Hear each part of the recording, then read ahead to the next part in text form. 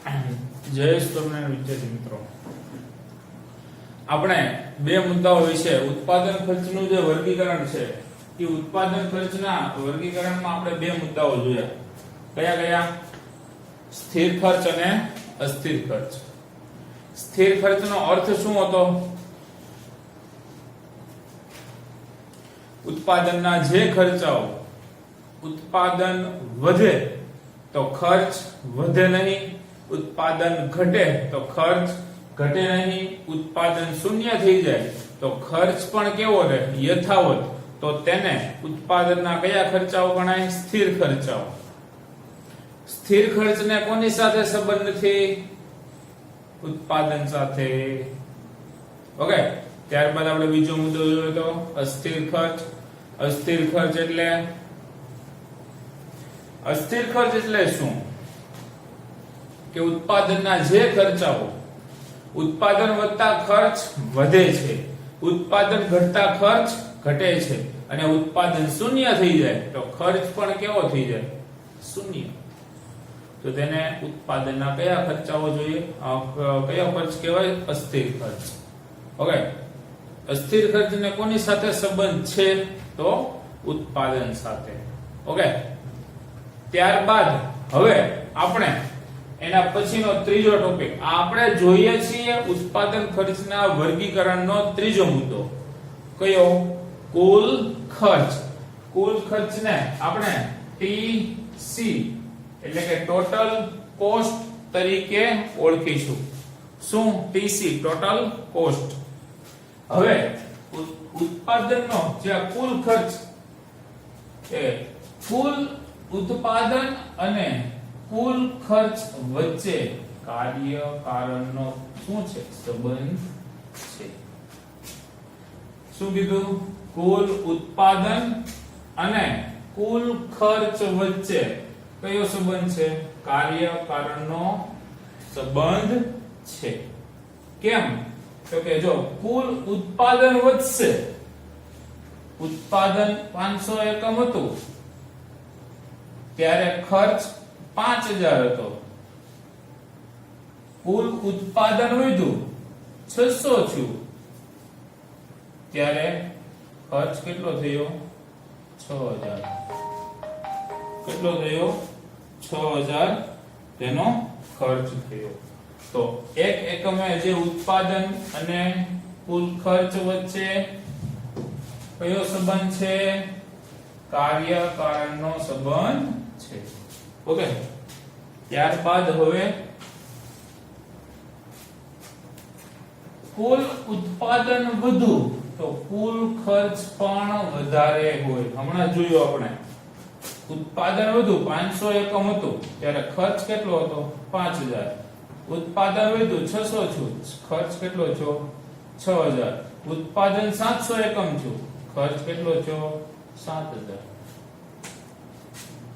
તો કુલ ઉત્પાદન વધુ, ઉત્પાદન વધે છે તો કુલ ખર્ચ પણ કેવો છે? વધારે હોય છે. ખ્યાલ આવી ગયો? ઓકે.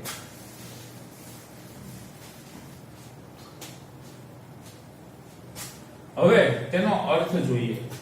શું કે છે અર્થ? કે ઉત્પાદનના સ્થિર ખર્ચ અને અસ્થિર ખર્ચના કુલ સરવાળાને શું કહે છે? કુલ ખર્ચ.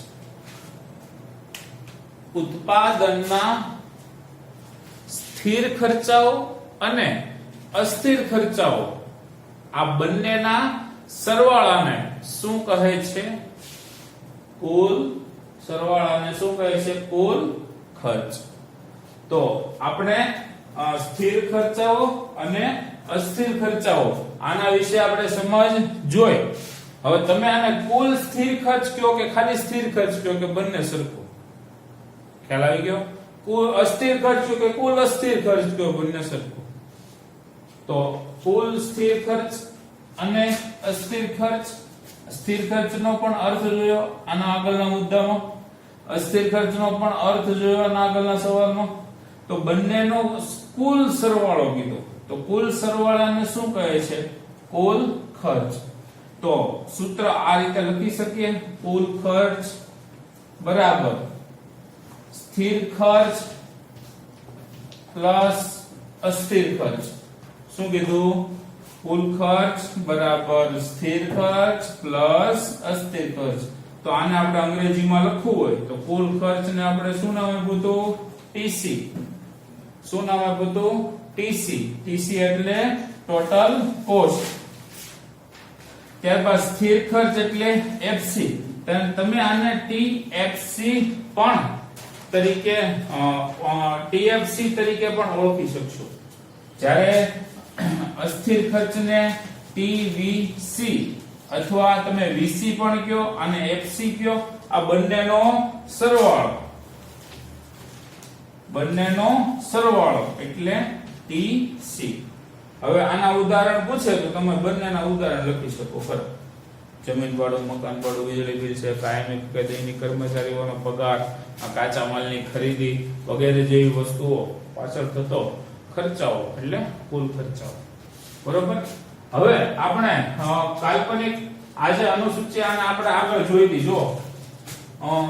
ટીપી એટલે કુલ ઉત્પાદન, ઉત્પાદનના એકમ, ટોટલ પીએ ઉત્પાદનના એકમ એટલે ટોટલ પ્રોડક્શન, કુલ ઉત્પાદન, ટોટલ પ્રોડક્શન. એફસી સ્થિર ખર્ચ, વીસી વેરિયેબલ કોસ્ટ. એફસી એટલે ફિક્સ કોસ્ટ, વીસી એટલે વેરિયેબલ કોસ્ટ અને ટીસી એટલે ટોટલ કોસ્ટ.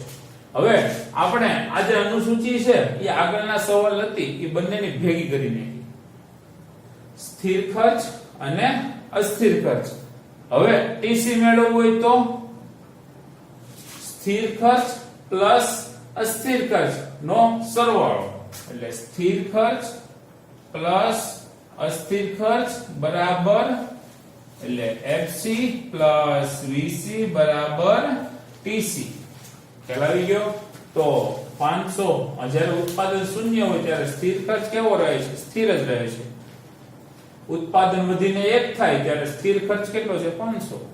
મતલબ ઉત્પાદનમાં ગમે તેટલો વધારો થાય ઘટાડો થાય પણ સ્થિર ખર્ચાઓ કેવા રહે છે?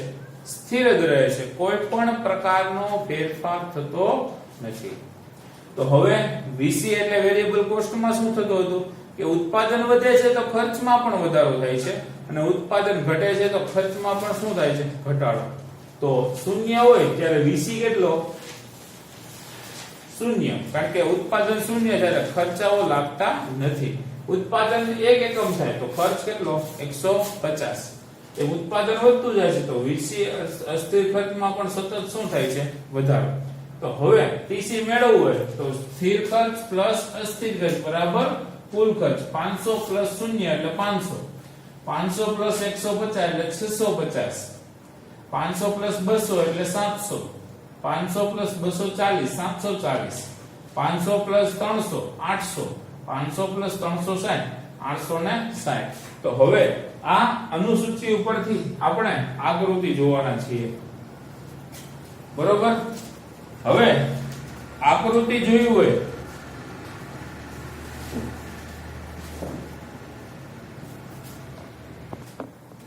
હવે આ આકૃતિ દોરવાની થાય તો આપણે અનુસૂચિનો ઉપયોગ કરીને આકૃતિ દોરીએ.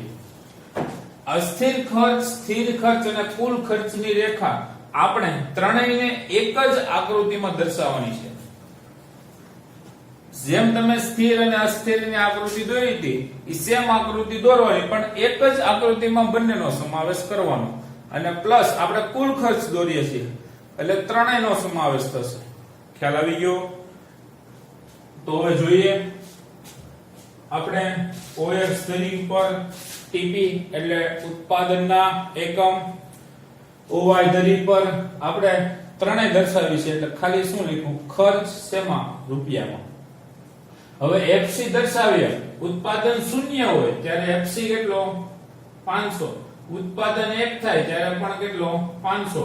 તો આમ ઉત્પાદનમાં જેમ જેમ વધારો થાય છે તેમ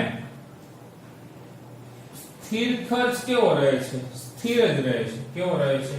સ્થિર જ રહે છે. ઓકે. આ જે રેખા છે એ કઈ છે? એફસી. જે કઈ ધરીને સમાંતર છે? OX ધરીને સમાંતર છે. કઈ ધરીને સમાંતર છે? OX ધરીને સમાંતર કઈ રેખા? FC રેખા. રેખાને શું નામ આપ્યું? FC, સ્થિર ખર્ચ રેખા. હવે આપણે VC દોરીએ તો VC ઉત્પાદન શૂન્ય છે, ત્યારે VC કેટલો? શૂન્ય.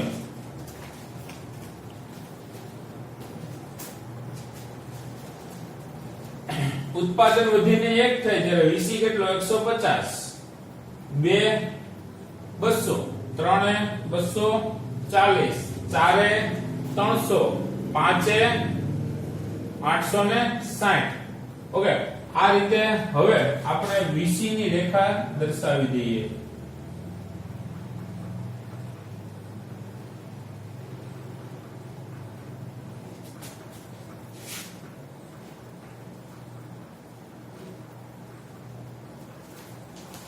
ઓકે, તો આ કઈ રેખા દોરી? આપણે અસ્થિર ખર્ચની રેખા દોરી. હવે આપણે કુલ ખર્ચ દર્શાવવાનો છે. તો ટીપી જ્યારે ઉત્પાદન શૂન્ય હોય ત્યારે તેનો કુલ ખર્ચ કેટલો? 500. ઉત્પાદન વધીને 1 થાય ત્યારે કુલ ખર્ચ કેટલો? 650. 1 650, 2 700, 3 740, 4 800 અને 5 860. તો આ રીતે બધા બિંદુઓને જોડતી એક શું દર્શાવવાની? રેખા.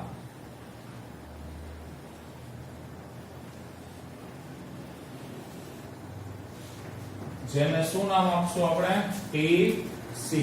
તો આમ આ ત્રણેય રેખાઓ આપણે દર્શાવી.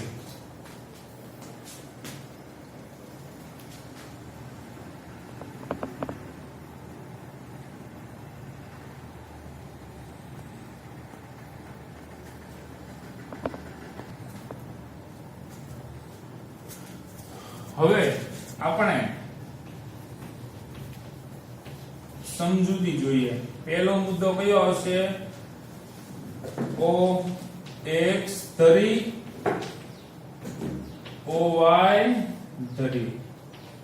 ઓકે, OX ધરી પર ઉત્પાદનના એકમ, OY ધરી પર કુલ ખર્ચાઓ, સ્થિર ખર્ચાઓ અને અસ્થિર ખર્ચાઓ. આ ત્રણે આપણે દર્શાવ્યા એટલે ખાલી લખીશું OY ધરી પર ખર્ચ રૂપિયામાં દર્શાવ્યો છે. હવે આપણે મુદ્દા નંબર 2 જોવાના છીએ કે જ્યારે ઉત્પાદનમાં વધારો થાય છે, પહેલા સ્થિર ખર્ચ જોઈએ. ઉત્પાદનમાં શું થાય છે? વધારો.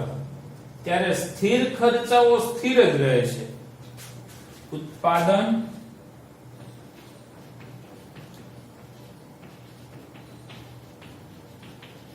વધારો થાય ત્યારે સ્થિર ખર્ચ કેવો રહે છે?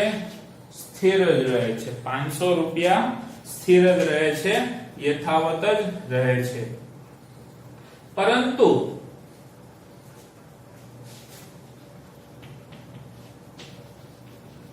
અસ્થિર ખર્ચ, જે અસ્થિર ખર્ચ છે તેમાં સતત શું થાય છે? વધારો થાય છે. સતત શું થાય છે? વધારો. આપણે એ મુદ્દામાં જોયું તો સતત વધારો થાય છે, પણ કયા દરે વધારો થાય છે? ઘટતા દરે અસ્થિર ખર્ચમાં સતત શું થાય છે? વધારો થાય છે. અસ્થિર ખર્ચમાં વધારો થાય છે. તો આમ કુલ ખર્ચમાં પણ શું થાય?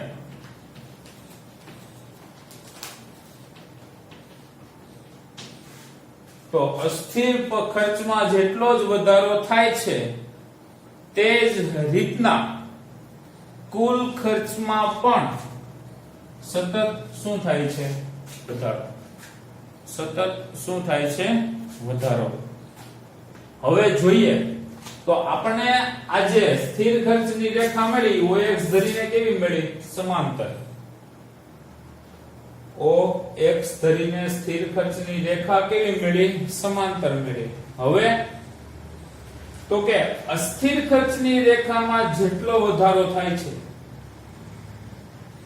એને સમાંતર આ જે છે આ બંને વચ્ચેનું માપ અહીંયા જેટલું છે તેટલું અહીંયા અને તેટલું જ અહીંયા. તો અસ્થિર ખર્ચના પ્રમાણમાં જેટલો વધારો થાય છે તેના જેટલો જ વધારો કુલ ખર્ચની રેખામાં થાય છે. શેમાં થાય છે? કુલ ખર્ચની રેખામાં. એટલે અસ્થિર ખર્ચની રેખામાં જેટલો જ વધારો થાય છે તેનો સમાંતર કુલ ખર્ચની રેખામાં પણ સમાંતર ઉપરના ભાગમાં તેટલો શું થાય છે? વધારો. ખ્યાલ આવી ગયો? ત્યારે ઉત્પાદન શૂન્ય હોય ત્યારે કુલ ખર્ચ કેવો રહે છે? સ્થિર જ. ઓકે. જ્યારે ઉત્પાદન કેટલું છે? શૂન્ય. ત્યારે સ્થિર ખર્ચ કેટલો છે? 500. ત્યારે સ્થિર ખર્ચ જેટલો જ કુલ ખર્ચ કેટલો છે? બરાબર છે 500 એ 500. ઉત્પાદન શૂન્ય હોય ત્યારે સ્થિર ખર્ચ અને કુલ ખર્ચ કેવા હોય છે? સરખા. એસક્યુ માં પૂછે. ઉત્પાદન શૂન્ય હોય ત્યારે કુલ ખર્ચ અને સ્થિર ખર્ચ કેવા હોય છે? સરખા, બરાબર હોય છે. તો આની હું તમને સમજૂતી પીડીએફ માં મોકલી દઈશ. એમાંથી તમારે વ્યવસ્થિત લખી લેવો. આ અસ્થિર ખર્ચ અને કુલ ખર્ચ બંને વ્યવસ્થિત તમને હું પીડીએફ મોકલી દઈશ. એમાંથી તમારે લખી લેવું. ઓકે.